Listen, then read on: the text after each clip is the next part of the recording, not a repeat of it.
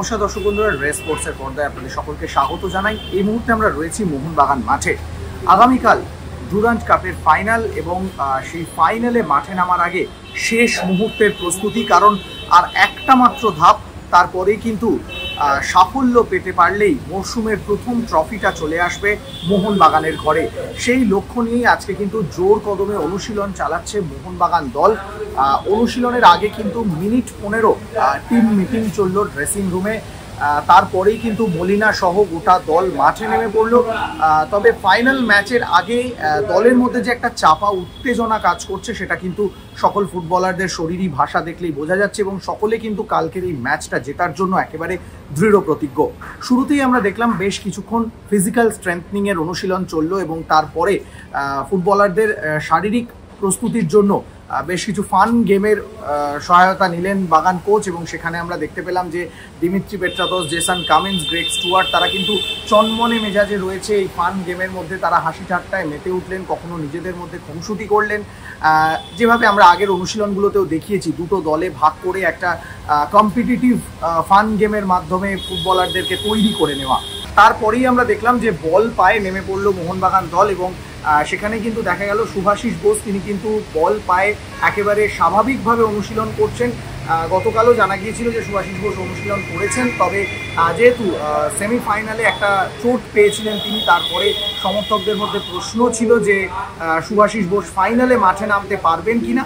তবে আজকের অনুশীলনের পর বলাই যায় যে তিনি হয়তো কালকে প্রথম একাদশে থাকবেন। তবে চূড়ান্ত সিদ্ধান্ত নেবেন অবশ্যই বাগান কোচ, কারণ আজ সকালেই বাগান কোচ তিনি কিন্তু বলেছেন যে তার দলে প্রত্যেকটা ফুটবলার কোয়ালিটি ফুটবলার, ফলে প্রথম একাদশ বেছে নিতে তার কিন্তু কোনো সমস্যাই হয় না, বরং সেটা তার কাছে একটা অ্যাডভান্টেজ। তাই কালকে ফাইনাল ম্যাচে প্রথম একাদশ কি হবে সেটা এখনই বলা সম্ভব নয়। তিনি হয়তো আজকে অনুশীলনের পর সেটা সিদ্ধান্ত নেবেন। তবে এটা বলাই যেতে পারে আজকের অনুশীলন দেখে যেটা বোঝা গেল যে শুভাশিসকে হয়তো তিনি তার মাথায় পরিকল্পনায় রেখেই তিনি আজকে অনুশীলন করাচ্ছেন। এবং গত ম্যাচে মানে সেমিফাইনালে আমরা দেখেছিলাম যে জোড়া বিদেশি ডিফেন্ডারকে নিয়েই কিন্তু দল সাজিয়েছিলেন। হয়তো সেইভাবেই তিনি ফাইনালে দল সাজাতে পারেন, যেহেতু নর্থ ইস্টের আক্রমণ ভাগ অত্যন্ত শক্তিশালী, ফলে তিনি চাইবেন যে রক্ষণটাকে অবশ্যই জমাট রাখতে। পাশাপাশি এটাও আমরা জানি যে নর্থ ইস্টের কিন্তু দুই উইং খুব শক্তিশালী, ফলে সেখানে অবশ্যই মোহনবাগানেরও উইং নির্ভর আক্রমণ হতে পারে। সেই ধরনের অনুশীলন হয়তো আজকে